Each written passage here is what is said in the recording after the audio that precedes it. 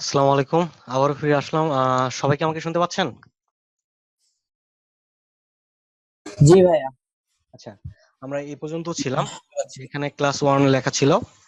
আচ্ছা, class one এবং custom একটা প্রোফাইল নিয়েছিলাম। কাস্টম প্রোফাইল আসার কারণ হচ্ছে এখানে আমরা কাস্টম একটা সাইজ দিয়েছি, এই জন্য এগুলো কাস্টম লেখা চলে আসছে। যদি এখান থেকে আমরা ডিফল্ট কিছু সাইজ ব্যবহার করতাম তাহলে এখানে ডিফল্টটাই শো করতো। আচ্ছা, কাস্টম সাইজ দিয়েছি। এখান থেকে ক্রিয়েট ডকুমেন্টস। ওকে,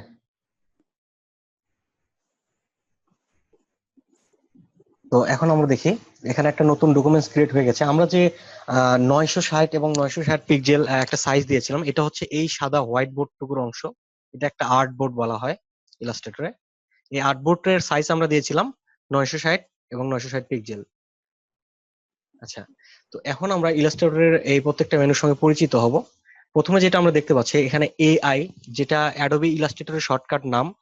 এ তে অ্যাডোবি, আই তে ইলাস্ট্রেটর। তারপর এখানে আমরা ফাইল মেনু, এডিট মেনু, এখানে প্রত্যেকটা যে মেনুগুলো দেখতে পাচ্ছি এগুলো সব মেনু বার। ঠিক আছে, তো তারপর এখানে আমরা যে অপশনটা দেখতে পাচ্ছি এটা হচ্ছে কন্ট্রোল প্যালেট। ঠিক আছে, মেনু বার, এটা হচ্ছে কন্ট্রোল প্যালেট। এখানে আমরা যে রিসেন্ট কাজগুলো করব সেই কাজের সঙ্গে এই কন্ট্রোল প্যালেট কিছুটা পরিবর্তন হবে। ঠিক আছে, আমি এখান থেকে বাইরে ক্লিক করছি, দেখেন এটা পরিবর্তন হয়ে গেছে। আবার এটা সিলেক্ট করলে এখানে পরিবর্তন হচ্ছে। তো আমার কাজের সঙ্গে যে টুলস গুলোর প্রয়োজন সেটা এখানে শর্টকাটে শো করে। এটা হচ্ছে কন্ট্রোল প্যালেট। আচ্ছা, তারপর এখানে আমরা দেখতে পাচ্ছি টুলস। এটা হচ্ছে টুলস বক্স, পুরোটা মিলে টুল বক্স। এখানে প্রত্যেকটা হচ্ছে টুলস। এই প্রত্যেকটা টুলস এর একটা একটা নাম আছে। যেমন আমি এখন যে টুলস এ আছি সেটার নাম হচ্ছে সিলেকশন টুল, যেটার কিবোর্ড শর্টকাট হচ্ছে ভি। এখানে তার পাশে দেখতে পাচ্ছি ডিরেক্ট সিলেকশন টুল, যার শর্টকাট ব্র্যাকেটে দেওয়া আছে এ। এখানে প্রত্যেকটা টুলস এর উপরে যখন আমরা মাউস কুর্সরটা রাখবো তখন প্রত্যেকটা টুলস এর নাম শো করবে এবং শর্টকাটটা সহ শো করবে। এখানে আমরা দেখতে পাচ্ছি লেসো টুল, যার শর্টকাট কিউ। এখানে পেন টুলের শর্টকাট পি। তো এখানে আরেকটা জিনিস, যে এখানে প্রত্যেকটা টুলসে দেখেন কর্নারে ছোট্ট একটা চিহ্ন আছে। এই চিহ্নটা যেখানে আছে তখন আমরা বুঝে নিব এর ভিতরে আরো কিছু টুলস আছে। যে ছোট্ট কর্নার একটা চিহ্ন আছে, এখান থেকে আমরা বুঝে নিব এর ভিতরে আরো কিছু টুলস আছে। এই টুলস গুলো দেখার জন্য আমরা যেটা করব, সেই টুলস এর রাইট বাটন কি, মাউস থেকে রাইট বাটন ক্লিক করলে আমরা এখানে এরকম একটা অপশন শো করবে, কতগুলো টুলস আছে সব দেখাবে। তারপরে এখানে একটা ছোট্ট অ্যারো আছে, এখানে ক্লিক করলে, এই অ্যারোটাতে ক্লিক করলে টুলস গুলো বাইরে চলে আসবে, আমরা এখানে বাইরে নিয়ে কাজ করতে পারবো। ঠিক আছে, এগুলো প্রত্যেকটা টুলস, এগুলো প্রত্যেকটা টুলসে আপনারা মাউস কুরসর রেখে একটা একটা করে নাম মুখস্থ করবেন। আর যেমন সবগুলো একসঙ্গে মুখস্থ করা হয়তো বা সম্ভব হবে না। আজকের ক্লাসে দুই চারটা মুখস্থ করলেন, পরের ক্লাসে এভাবে একটা একটা করে আপনাদের মুখস্থ করতে হবে। আপনাদের শর্টকাট গুলো মুখস্থ করলে, যে আমরা অনেক সময় দেখি যে প্রেসে যখন যাই ওরা দ্রুত হাত চালাচ্ছে, অনেক দ্রুত কাজ করতেছে, তো এখানে টুলসে বারবার যাইতে হয় না। তো এটা হচ্ছে তাদের কিবোর্ড শর্টকাট গুলো ভালোভাবে জানা আছে, এই জন্য তারা দ্রুত কাজ করতে পারে। আমরা যদি এখান থেকে কিবোর্ড শর্টকাট ব্যবহার করি, যেমন এখানে রেক্টাঙ্গুলার টুলে দেওয়া আছে এম, এখানে ইলিপস টুলে দেওয়া আছে এল, এগুলো প্রত্যেকটা টুলস এর পাশে শর্টকাট দেওয়া আছে। এই শর্টকাট গুলো মুখস্থ করলে আমরা দ্রুত কাজ করতে পারবো। তো আমরা এই সিলেকশন টুলের শর্টকাট দেখেছিলাম ভি। এখন আমি কিবোর্ড থেকে যদি ভি চাপি, এখানে লক্ষ্য করেন কোন টুলটা সিলেক্ট হয়, সিলেকশন টুলে চলে গেছে। আমার মাউস কুরসরের ইয়েটা পরিবর্তন হয়ে গেছে, এখানে মাউস কার্সরে একটা সিলেকশন টুল চিহ্ন চলে আসছে। তো আমি যদি পি চাপি তাহলে দেখেন এখানে পেন টুলের চিহ্ন আসছে মাউস কার্সরে, এবং এখানে পেন টুলটা সিলেক্ট হয়ে গেছে।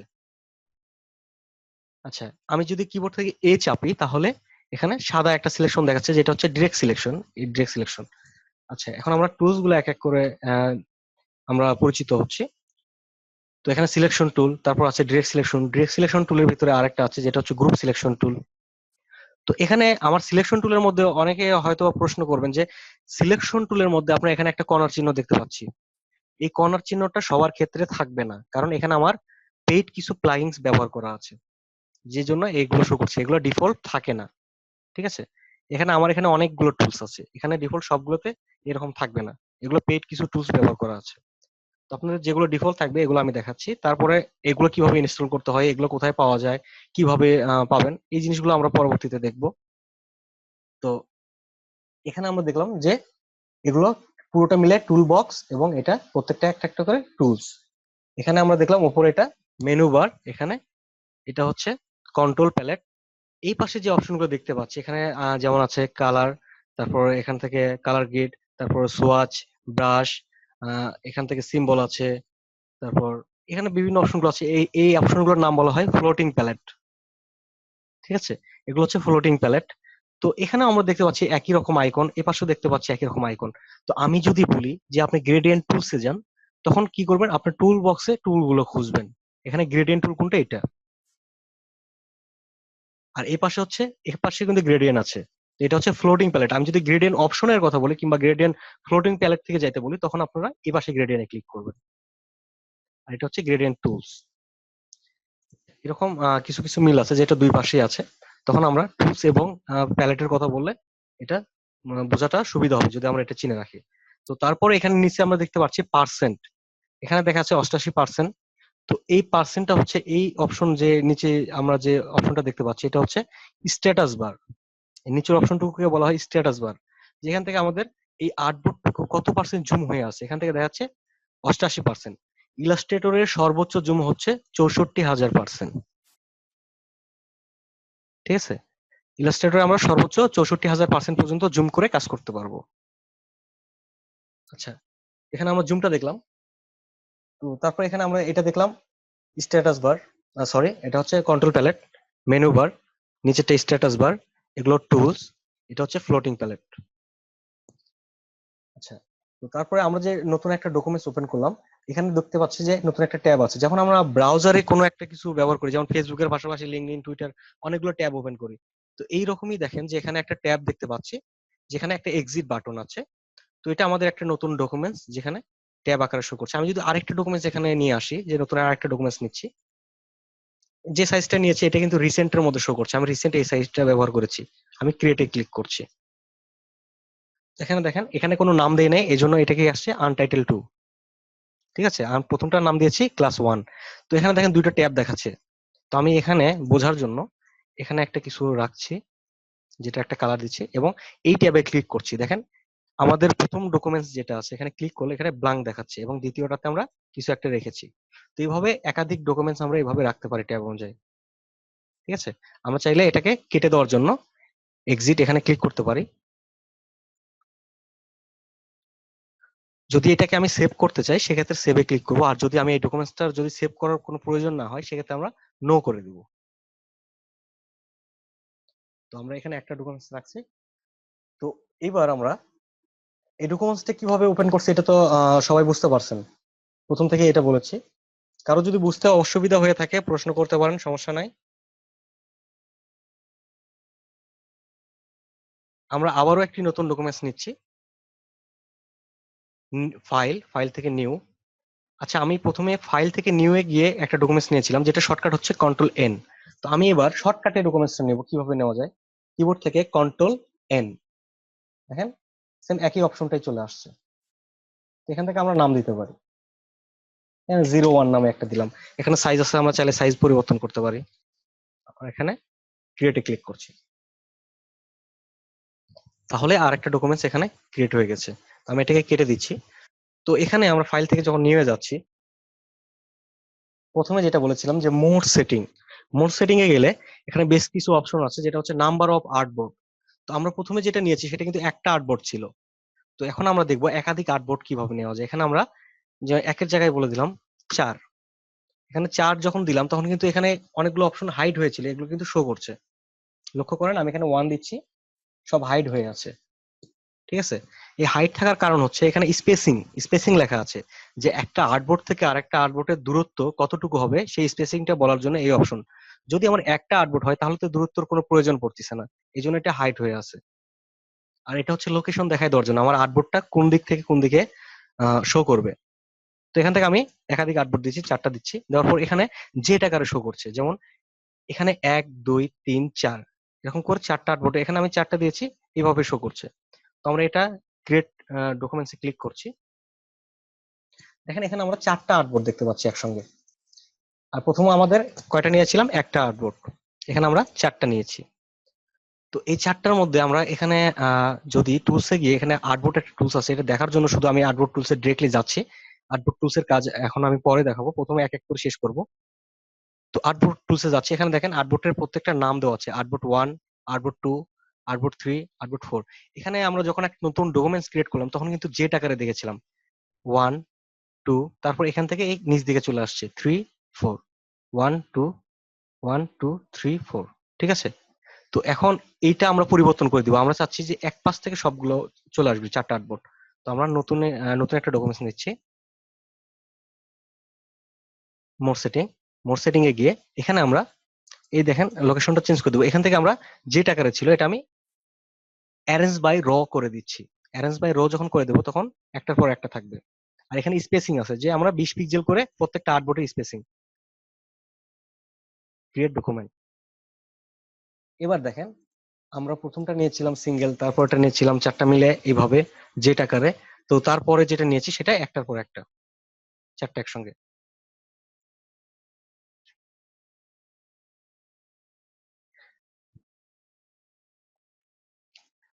আচ্ছা, ক্লাস টাইমে অনেক সময় দেখা যাচ্ছে যে আপনাদের মেসেজ যখন করেন তখন মেসেজের উত্তরগুলো দিতে গেলে ক্লাসের সময়টাও চলে যায় এবং ক্লাসে বোঝাইতে অসুবিধা হয়।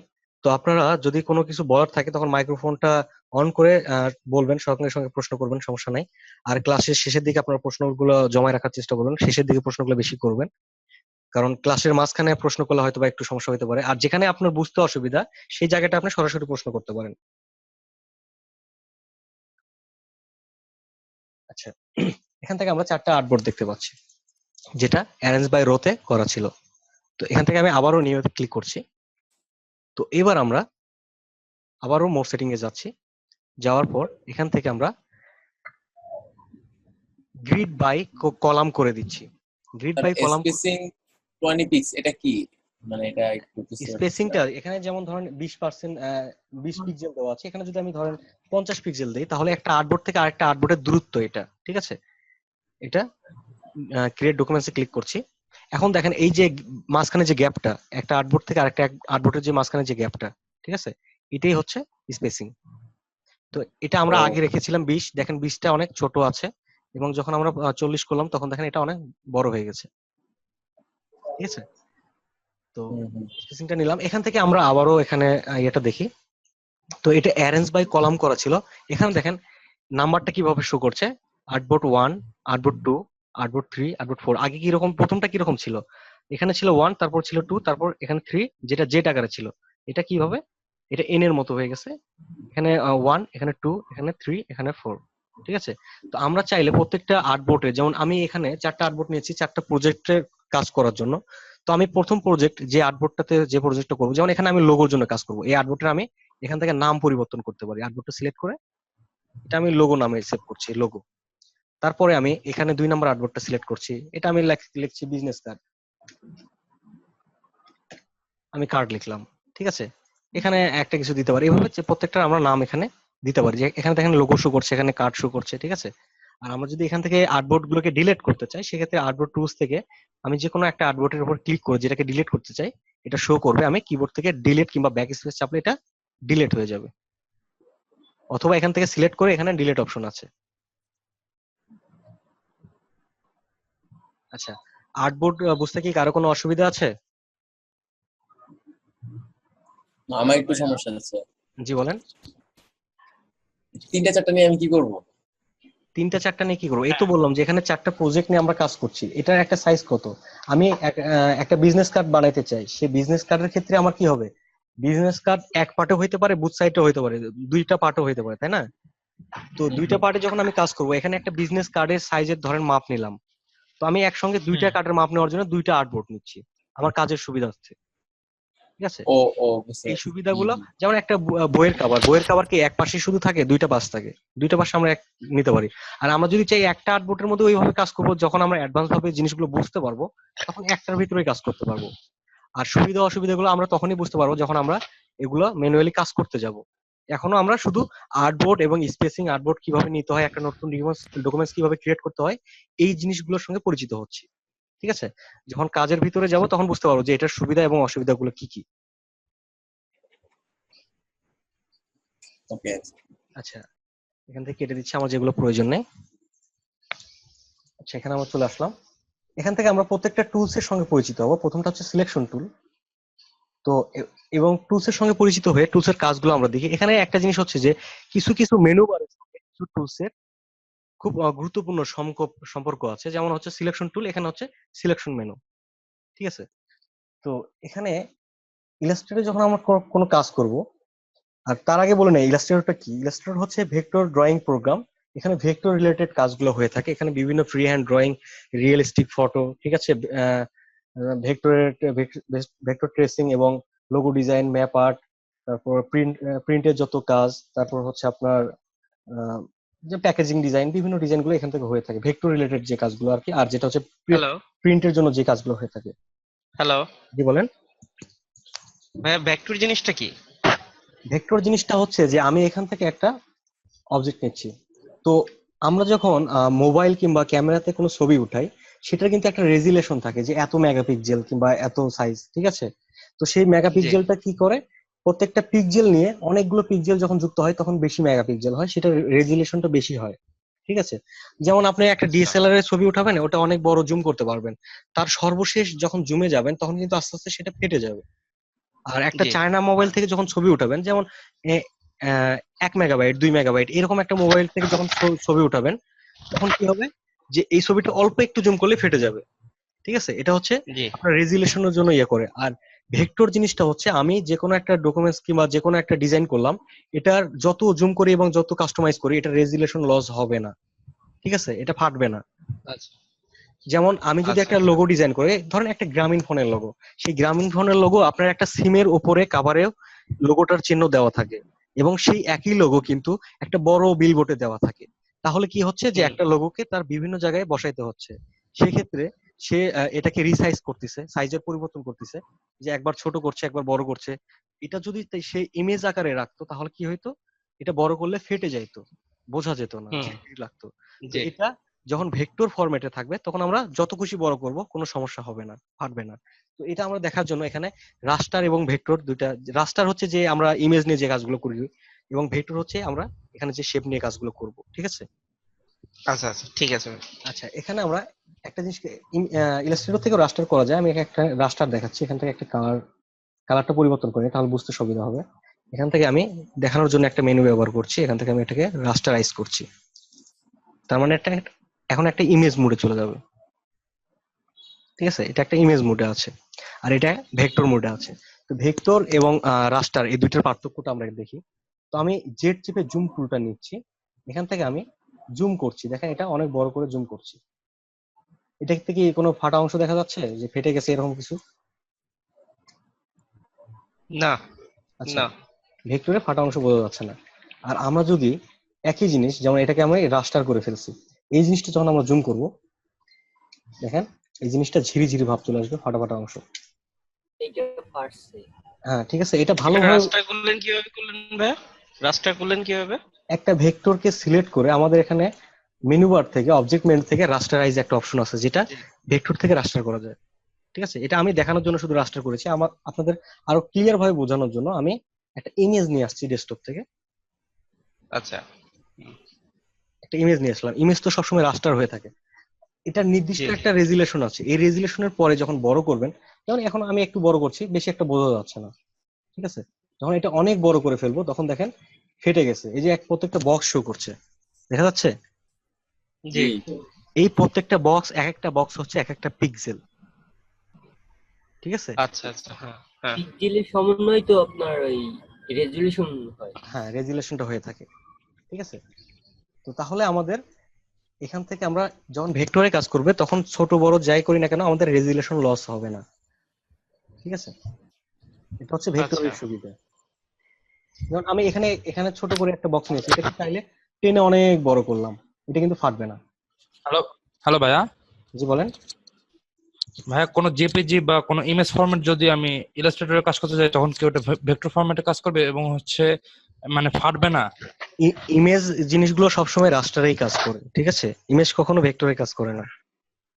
তো তাহলে এটা ভাইয়া ওই যে এটা একটা রেজুলেশন আছে, আপনি যদি ছোট্ট একটা ছবিকে বড় একটা বিলবোর্ডে দিতে চান সেক্ষেত্রে ফেটে যাবে। তাইলে তো আর যদি ভালো একটা রেজুলেশনে আপনি একটা নির্দিষ্ট মাপে, যেমন আমি 10 ফিট হুম, একটা ব্যানার ছাপাবো, এই ব্যানারে আমি ডিএসএলআর এর একটা ছবি উঠাইছি, এটা অবশ্যই দেওয়া যাবে। আর আমি যদি ছোট্ট একটা ছবি উঠাই থাকি যেটা চায়না মোবাইল দিয়ে, এটা যদি মোবাইল আমি দিয়ে বড় একটা বিলবোর্ডে দিতে চাই সেক্ষেত্রে ফেটে যাবে, ঠিক আছে। আর ইমেজ নিয়ে কাজগুলো, ইমেজের যে কাজগুলো, এই রাস্টারাইজ কাজগুলো মূলত ফটোশপে বেশি হয়ে থাকে, ঠিক আছে। ভাইয়া আপনি কি ফটোশপটা শিখাবেন? হ্যাঁ, ফটোশপটা আমি যদি ইশিকুন বলে তাহলে আমি এদিকে আমি শিখায় আসছিলাম, যতগুলো ব্যাচ ছিল আমি ফটোশপটা দেখাচ্ছিলাম। জি। আর ভাইয়া একটা প্রশ্ন ছিল, জি বলেন। ভাইয়া মানে কোনো অ্যালার্ট তো পাচ্ছে না যে এখনই ক্লাসটা শুরু হবে, এরকম এরকম কিছু করলে মানে করা যায় না? আপনাদের ক্লাস টাইম হচ্ছে 10টা থেকে, ঠিক আছে? হুম। আপনাদের ক্লাস টাইম প্রত্যেকদিন 10টা থেকে এই একই আইডি চলবে, ঠিক আছে? আইডির কোনো পরিবর্তন হবে না। এই একটা আইডিতে আপনারা প্রতিদিন 10টা টাইমে লগ ইন, হয়তো বা 1 মিনিট থেকে 2 মিনিট কম বেশি হতে পারে, ঠিক আছে? জি। হ্যাঁ ভাই, আমাদের কি কোনো স্কাইপ গ্রুপ নাই? আমাদের এখানে স্কাইপের কোনো অপশন নাই, স্কাইপ ওইভাবে রাখা হয় না, ঠিক আছে? মানে আমাদের কোনো সমস্যা হলে তাইলে আমরা জানাইতে পারতাম, ঠিক আছে, আগে বা না না, পরে। এই জন্য তো এই স্কাইপ জন্য থাকে আমাদের একটা এই জন্য একটা আমাদের ফেসবুক গ্রুপে আপনাদের লিংক দিয়েছে প্রথমে। এখানে আপনাদের হোমওয়ার্ক এবং যত প্রবলেম ওখানে পোস্ট করতে পারবেন, ঠিক আছে? যেমন আমাদের একটা সমস্যা হইলো তো ওইটা আমার সমাধান চাই, তখন আমরা স্কাইপ গ্রুপে জানাইতে পারতাম। এটা আপনি সেই ফেসবুকের গ্রুপের মাধ্যমে জানাতে পারেন। আর আমি তো ক্লাস টাইম ব্যতীত আপনাদের সঙ্গে লাইভে আসবো না, তাহলে স্কাইপে জানানো যে কথা, ফেসবুকে জানানো একই কথা, ঠিক আছে? আর ইস্যু আর কোনো ভাইয়া এই রুলস যে অনুযায়ী এখানে বাড়তি কোনো জায়গায় কাউকে অ্যাড করা নিষেধ। আর ভাই এই ভিডিওগুলো, ক্লাসের ভিডিওগুলো এগুলো তো আমরা পাবো, তাই না? হ্যাঁ, ক্লাসের ভিডিওটা রেকর্ড হচ্ছে, এগুলো প্রত্যেকটা ভিডিও আপনারা পাবেন। এই আর শিখনে দিবেন আরেকটা এগুলো জিনিস, নাকি গ্রুপে দিয়ে দিবেন? আমি ইশিকুনকে পৌঁছাই দেবো, ইশিকুন আপনাদের লিঙ্ক গুলো দিয়ে দিবে, ঠিক আছে? আর যেটা হচ্ছে যে আপনাদের প্রথমত আরেকটা জিনিস বলে রাখি, যে ভিডিওর আশায় যে আপনারা ক্লাস করবেন না, এই ভুলটা কখনো করবেন না। কারণ না না, ভিডিও, দেখা গেছে কখনো দুই একটা ক্লাস মিস হয়ে যায়, হ্যাঁ তখন ঠিক ওই আছে, ক্লাসগুলো তো এই সময় কিন্তু অনেকে ইচ্ছা করে মিস করলে কিন্তু অলসতা চলে আসে। আর যেটা হচ্ছে যে আপনি যখন ভিডিওটা দেখবেন, ভিডিও দেখে দেখে আপনি কপি করে কাজ করতে পারবেন, যেটা আপনি ইউটিউবেও করতে পারতেন। আর এখানে লাইভ ক্লাসের সুবিধাটা কি, আপনি এখানে একটা সমস্যা হচ্ছে সরাসরি আমাকে প্রশ্ন করতে পারবেন, কিন্তু ভিডিওকে কিন্তু কোনো কিন্তু প্রশ্ন করে ভাইয়া রিপ্লাই এই পাওয়া যাবে না। ছাড়া তো আর কোনো প্রশ্ন করলে পাবো না, শুধু আপনি তো ওই জায়গায় টেইলার নাকি টেইনার? হ্যাঁ, ও আচ্ছা ভাই। ভাইয়া আমাদের ওই যে ফেসবুকের যে গ্রুপের লিংকটা দিয়েছিলেন, এটা কোথায় আছে? এটা আমি প্রথম দিকে ছিলাম না তো 10 মিনিট, ওইটা কোথায় আছে? আচ্ছা ঠিক আছে, আমি লিঙ্কটা আবারও দিয়ে দিচ্ছি, লিঙ্কে গিয়ে জয়েন করে।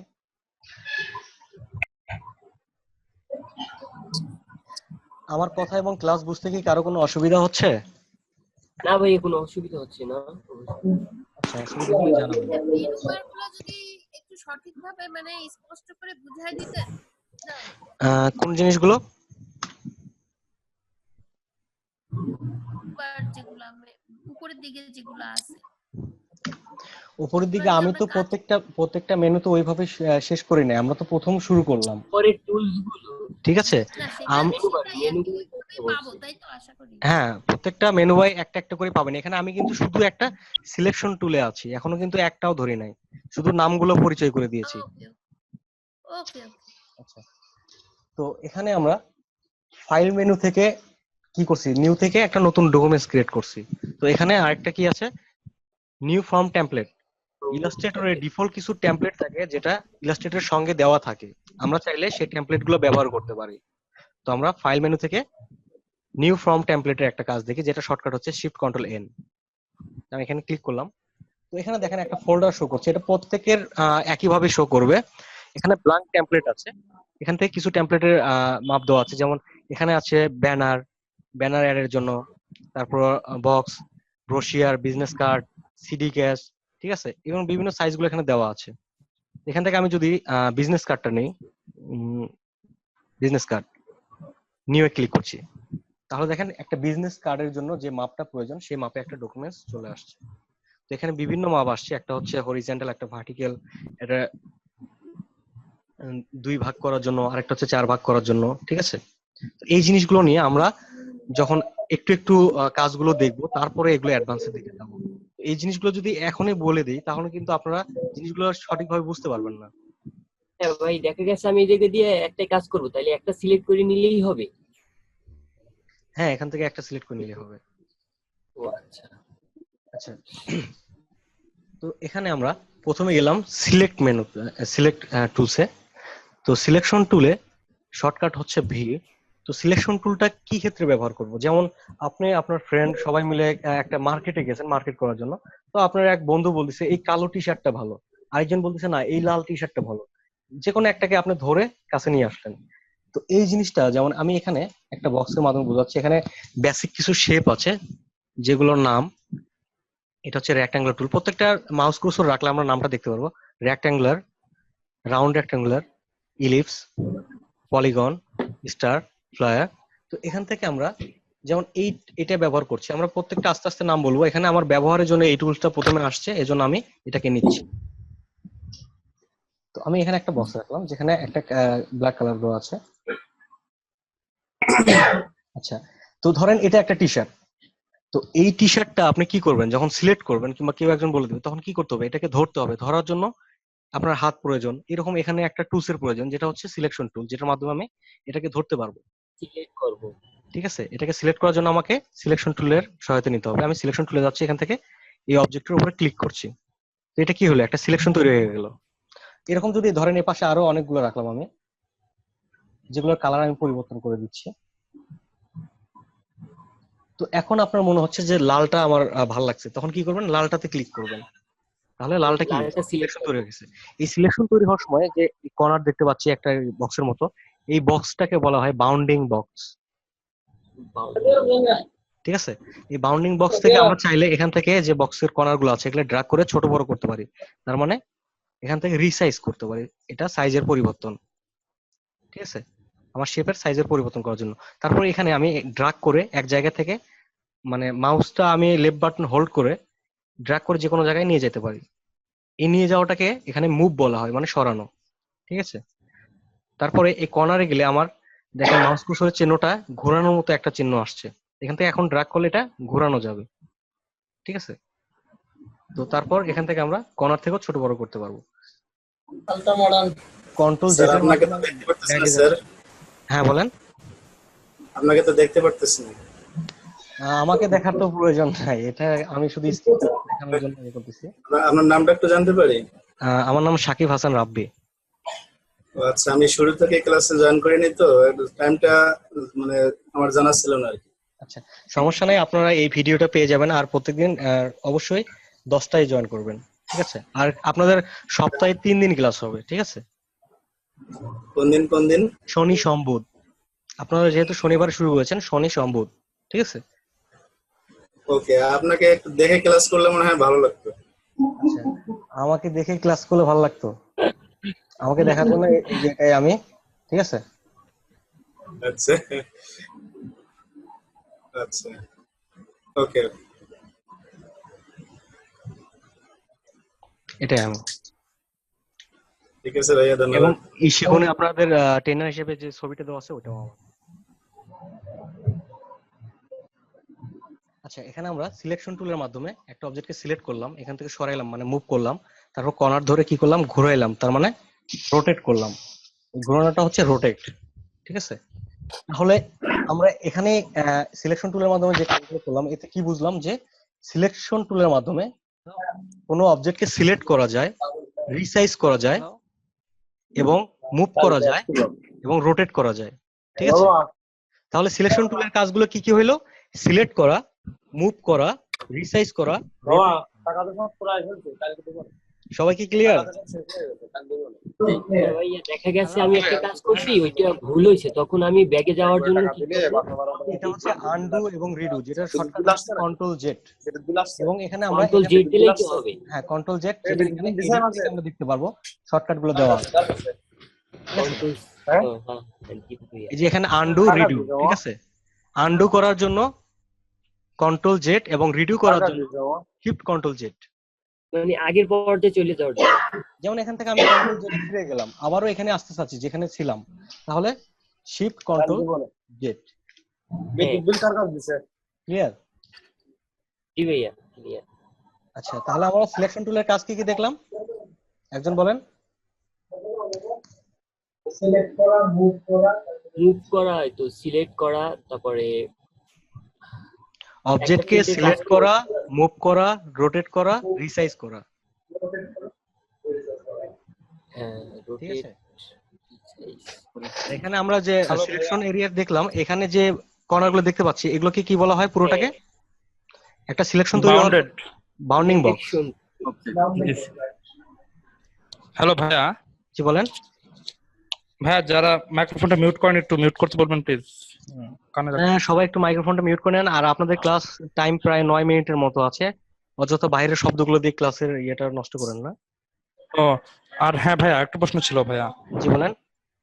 ভাইয়া 45 মিনিট পর তো একটা ব্রেক আসবে তাই না? এটা 10 মিনিটের। ব্রেকটা ছিল, এটা দ্বিতীয় পার্ট চলতেছে, এরপরে আর কোনো ব্রেক হবে না, এটাই শেষ পার্ট। হ্যাঁ তার মানে 10টা থেকে ক্লাসটা শুরু হবে, 10টা 45-এ মানে বন্ধ হয়ে যাবে, আবার 55-তে শুরু হবে। জি জি জি জি। আর প্রতিদিন 2 পার্ট করে ক্লাস হবে। হ্যাঁ, প্রত্যেকদিন এটা 2 পার্ট করে ক্লাস হবে। জি ধন্যবাদ ভাইয়া। এটা রেগুলার ক্লাস হবে? রেগুলার একদিন পর পর, মানে সপ্তাহে 3 দিন ক্লাস আপনাদের, শনি সোম বুধ। মাঝখানে একদিন করে গ্যাপ থাকবে, ঠিক আছে? মানে আগামীকাল ক্লাসটা হচ্ছে না নাকি? মানে আগামীকাল কোনো ক্লাস নেই। আগামীকাল অন্য ব্যাচের ক্লাস আছে, আপনাদের না, অন্য একটা ব্যাচের। হ্যালো জি বলুন। হ্যালো, হ্যাঁ ভাই, ওই 1টা থেকে 4টা কিভাবে করলেন বুঝতে পারিনি আসলে। এই যে না, এই চারটার আপনাদের দেখানোর জন্য এখানে কিন্তু আপনাদের এই চারটা করার মতো কাজ এখনো শুরু করা হয় নাই। এখানে শুধু কালার গুলো সিলেক্ট করে কিভাবে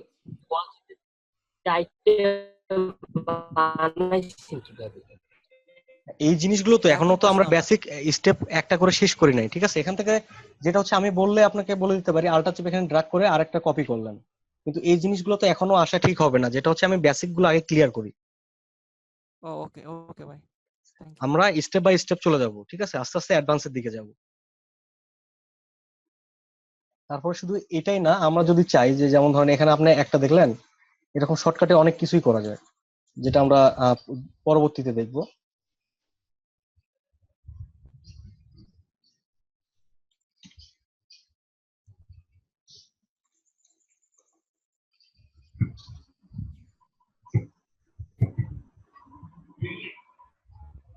হ্যালো ভাইয়া। হ্যালো। ভাই এই রাউন্ডটা কি আপনি অল্টার চেপে করলেন? না, এটা অল্টার চেপে না। এই জন্যই তো বললাম যে শর্টকাট অনেক কিছুই আছে যেটা আপনাদের এখনো ওইভাবে দেখানো হয় নাই। এটা এক্সাম্পল দেখানোর জন্য আমি বললাম, ঠিক আছে? আচ্ছা এরকম অনেক কিছুই আছে যেটার মাধ্যমে আমরা পরে এই অ্যাডভান্স কাজগুলো দেখব। প্রথমে যদি এগুলোতে চলে যায় তখন কিন্তু আমাদের বেসিক গুলো আর মাথায় আসবে না। জি জি জি আচ্ছা।